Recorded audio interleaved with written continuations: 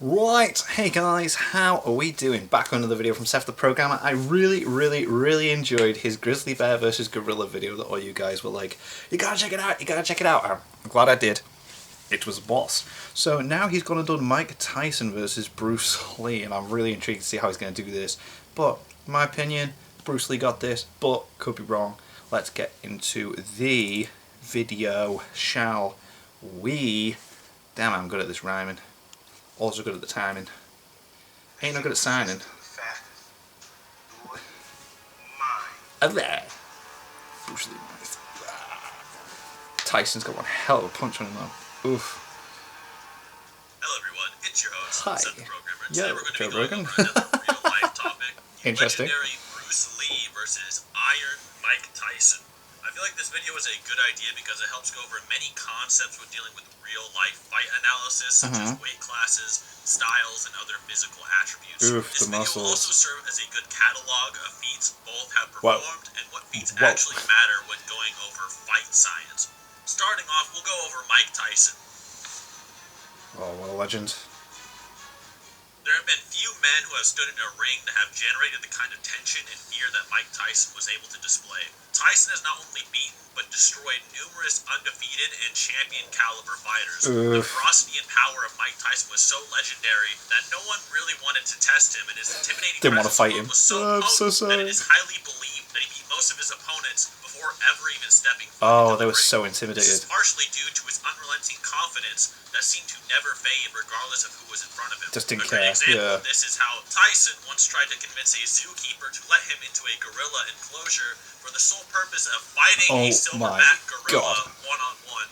As a reminder, a silverback gorilla was once recorded in the past grabbing a man with one hand and tearing his head off with the other with raw strength. Now, not literally recorded with the camera, but more like historically recorded and theorized. That isn't the only zoo encounter with Tyson, though, and he's even famously known for having numerous pet tigers that he keeps on chain leashes. Many people try to downplay Mike due to his supposed lack of competition and insane lifestyle choices, but this couldn't be farther from a fair representation of what Mike Tyson was capable of.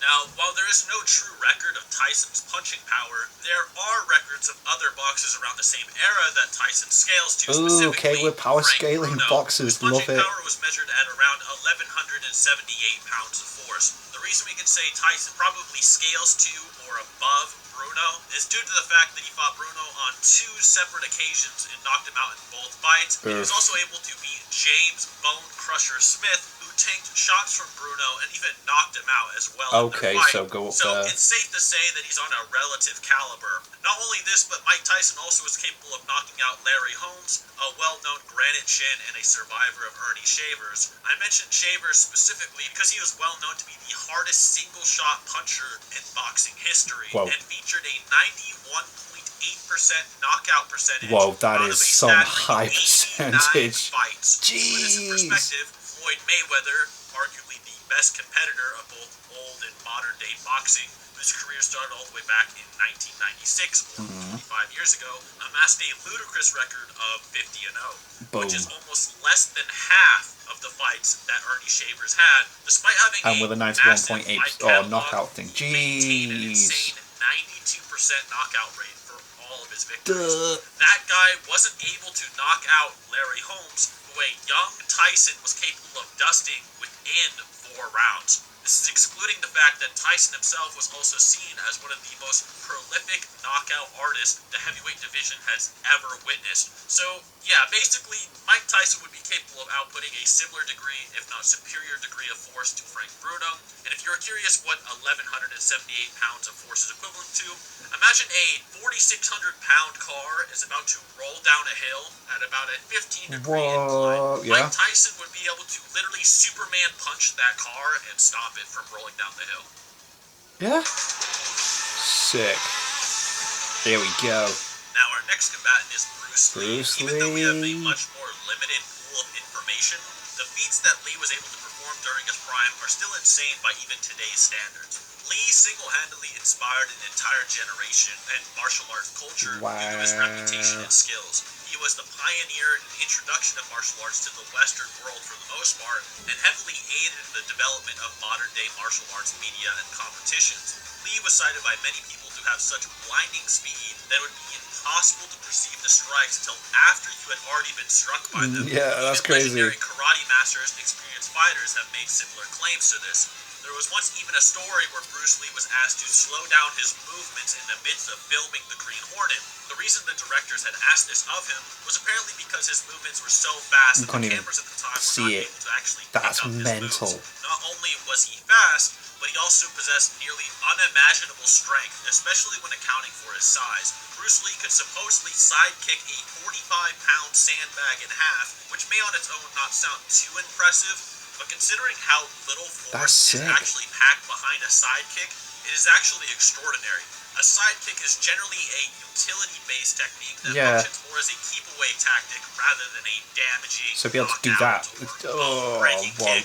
This is exactly how it is used by professional fighters, such as the karate prodigy Stephen Thompson. The reason the kick is so weak is because it only activates the muscles in the legs and glutes, rather than using the hips and the full body like kicks such as a roundhouse would. There are probably barely any, if any, so there isn't as much muscle work going into the kick. Roundhouse kick a sandbag in half, which is one of the most common and devastating kicks you can throw. So the idea that Bruce Lee can just throw out a side kick that can separate a 45-pound sandbag completely something in else half Jeez. mid-air is completely ridiculous. There are even claims that he can punch harder than someone swinging a sledgehammer from over the top of their head down as hard as they can. To put this in perspective, a swing from a 5-kilogram sledgehammer can generate around 1,124 pounds of force, but the sledgehammer described in the story was said to be a large sledgehammer, probably around the 9-kilogram range. So based upon this, Lee probably surpasses Frank Bruno's striking power, a world-class heavyweight boxer, but with much less size to back him up and greater speed. The sheer physical attributes of Lee have been rumored and talked about for decades and are honestly so unbelievable, it has placed himself in more like the myth or legend category of human beings. Maybe up there with such forces as Genghis Khan and Leonidas, but maybe not as high, but many people consider it very legendary. That's crazy. With the introduction out of the way, we can now explore who would win between these two monsters who have both helped evolve, popularize, and define combat sports. The first thing we have to go over are the legends for Bruce Lee, and whether or not they are something that can be accounted for in a discussion like this, or are they more just rumors. To put it plainly, Bruce Lee fought and performed during the era prior to heavy camera and video evidence, so there is little proof or credence to the many legends surrounding Bruce Lee's name. This isn't to disrespect or knock against Bruce Lee, don't dislike my video because I'm saying this, because he is a genuinely a pioneer and pivotal part of modern day martial arts and a truly skilled fighter, and even today, some of the things he's written down in his books are still valid and being used, but a lot of these tales appear to be over-exaggerated. The type of stories that are told about Bruce Lee seem to be more akin to your uncle's fishing story where he once saw a 30-foot alligator. Like, sure, it is possible that these stories are actually true. Maybe your uncle really did see a 30-foot alligator, but without any hard evidence to back them up, I don't think there is any definitive way to actually show what Bruce Lee is on the level of his exaggerated legendary status. So, for the sake of the video, I will be splitting Bruce into two categories. Interesting. We only use actual video or photographic evidence, and then a separate section where I will discuss legends Bruce Lee, everything, author statements Bruce Lee, where all his myths legendary status Bruce Lee into play as well. The Mike Tyson section will just be normal Mike Tyson. We clearly know a lot of Mike Tyson's strengths and limits and can scale him pretty accurately, but the same can't really be said about a more down-to-earth, realistic portrayal of Bruce Lee, besides a few things. For one, we know Bruce Lee is an incredibly balanced and skilled striker. In his sparring videos with his students, the only real evidence that we have of his fights, he can launch a lightning-fast head kick from seemingly any position despite constantly crossing his legs while walking. He can also strike so fast that karate world champions can't even react to his strikes. He literally blitzes them like an anime character. Many question how well karate masters can use their strikes in an actual fight. I once got questioned when I brought this up, like, that doesn't mean they can actually use it like in an MMA or boxing style fight. That's just how fast they are in their actual just sport. However, this is not important because karate point striking is mainly a speed contest, regardless of its effectiveness in combat. Yeah, it's just like getting a hit on the other person first, isn't it? Yeah. Intense speed or speed competitions with striking is still a feat that can probably transfer to his actual combat ability regardless. In terms of his precision and speed, he might actually outdo Tyson here. However, there's a massive disparity in their stats that makes it hard to believe this will do a tank like Tyson in just like that.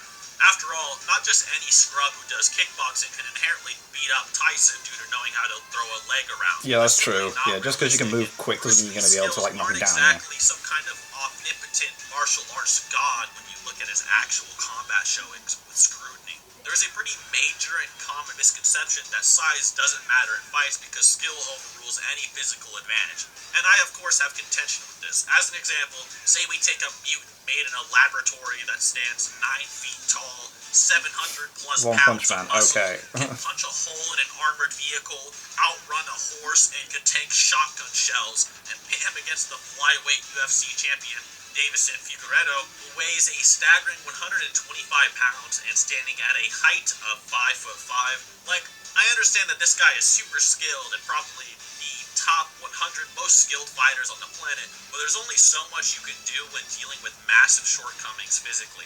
There's a reason weight divisions are used in the UFC, for example. The divisions are usually separated between 10 to 15 pound differences, which may not seem like a lot, but considering it makes a difference, doesn't it? Jesus Christ. This division to getting manhandled in the division right above in weight, it is pretty insane to think about how much size and strength actually plays a factor in fights, especially considering these guys are literally the most elite martial artists on the planet. Okay, maybe like extreme skill versus extreme weight difference is debatable, but the issue is there may not even be that much of a skill difference, if at all. Mike Tyson is probably a more skilled striker with his hands, even if he is potentially slower. Bruce Lee was getting tagged numerous times in his sparring match against a very unknown, non-tested amateur fighter. Now imagine a prime Mike Tyson, who is actually extremely fast and is extremely skilled, and hits like a sledgehammer. The outcome might be a bit different than some 130-pound scrub hitting Bruce Lee in the face. Who gets the first punch? Bruce Lee himself is stylistically a counter-striker, and he leans in and waits for his opponents before he himself strikes. Mike Tyson has actually faced numerous counter-strikers throughout his career, including Tony Tucker, which he destroyed. The sheer weight and strength difference between the two already makes this fight super questionable for Bruce, but pairing that with a basically untested and unknown Bruce Lee against someone of Mike Tyson's caliber, fighting almost seems like murder. If we're being honest, Mike Tyson weighed in at around 220 pounds in comparison to Bruce Lee, who probably weighed something in the 130 to 140 pound range, would make a gap of around 80 pounds. Mike Tyson probably wouldn't even need to use his boxing, really. He might even just be able to grab a hold of him and pin him to the ground, and there would be really nothing Bruce Lee could conceivably be able to do to stop him. So, if we were just giving an honest power scale of both Mike Tyson and a non-Legends-based Bruce Lee, I think it's likely and safe to say that Mike Tyson curb stomps. Right. Now, Legends Bruce Lee, author statements, got the guidebooks out, we got the data book. On the other hand, is a whole different animal. Legends Bruce Lee is not only faster than Mike Tyson, but he also punches harder than him. And this isn't even taking into account his kicks, which probably generate double the amount of force his punches. Ridiculousness, isn't it? The 45-pound sandbag feat mentioned earlier was done with a side kick. To give you clarification, here's what a side kick looks like when used by some of the best martial artists on the planet. You see that little nudge he did to keep his opponent away? That's a side kick. It's not even broke a sandbag with it. Its primary purpose, as I said earlier, to keep people is away. Literally to space your opponents out. But Bruce Lee could apparently sidekick a sandbag in half while it was in midair. This kind of power would rival that of the strongest kick on earth, probably even surpassing it with just a nudge. That's on some Batman-level martial arts. Now, Bruce Lee was also supposedly able to pierce an old can of Coke with 2 fingers in a single thrust, and old cans of Coke were actually made out of steel, not aluminum, so imagine what that would do to, like, your throat. Due to these feats, and Mike Tyson's lack of experience and self-admission to not knowing how to handle leg kicks, it is highly probable that Legends Bruce Lee mops Mike Tyson. But with that out of the way, that's generally my thoughts on the matter. What do you guys think? Do you you think Legends Bruce Lee is legitimate? Do you think Bruce Lee without Legends can take Mike Tyson? Maybe you think there's something more that I missed it. This video is mainly just for fun, but I think I gave a pretty fair analysis, but let me down below. Also, this video was researched by my friend Noodles, who you can catch in the description. He was a big help since I didn't have enough time to watch all of Tyson's fights and so on. And he was also a big help with Bruce Lee's stats as well. So if you enjoyed some of the stuff he had to come up with, give him a thumbs up or maybe subscribe to him as well. Anyways, guys, thank you so much for watching, and until next time. That was boss. That was really cool. I like how we did the whole, like, look, all these things about Bruce Lee have been said, and if they are true, then, yeah, he got this. But if not, then let's have a look at this realistically.